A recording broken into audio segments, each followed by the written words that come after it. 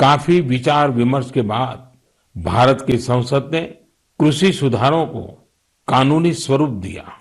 इन सुधारों से न सिर्फ किसानों के अनेक बंधन समाप्त हुए हैं, बल्कि उन्हें नए अधिकार भी मिले हैं, नए अवसर भी मिले हैं। इन अधिकारों ने बहुत ही कम समय में किसानों की परेशानियों को कम करना शुरू कर दिया है।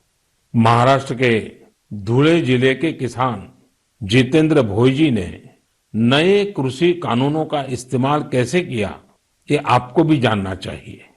जितेंद्र भोई ने मक्के की खेती की थी और सही दामों के लिए उसे व्यापारियों को बेचना तय किया। फसल की कुल कीमत तय हुई करीब 3,32,000 रुपये। जितेंद्र भोई को 25,000 रुपये एडवांस भी मिल गए थे। तय ये हुआ था कि बाकी का पैसा उन्हें 15 दिन में चुका दिया जाएगा, लेकिन बाद में परिस्थितियां ऐसी बनी कि उन्हें बाकी का पेमेंट नहीं मिला। किसान से फसल खरीद लो, महीनों महीनों पेमेंट न करो। संभवतः मक्का खरीदने वाले बरसों से चली आ रही उसी परंपरा को निभा रहे थे।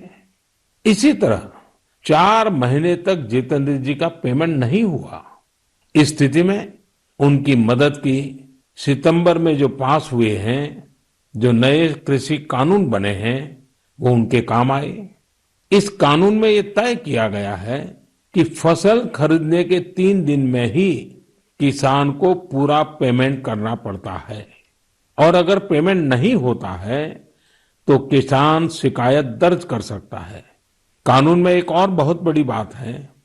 इस कानून में ये प्रावधान किया गया है कि क्षेत्र के एसडीएम को 1 महीने के भीतर ही किसान की शिकायत का निपटारा करना होगा।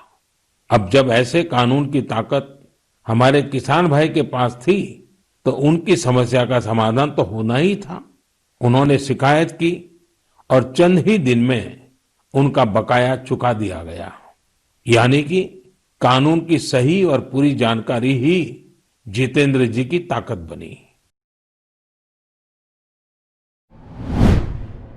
If you like this video, share it and subscribe to Business Standard.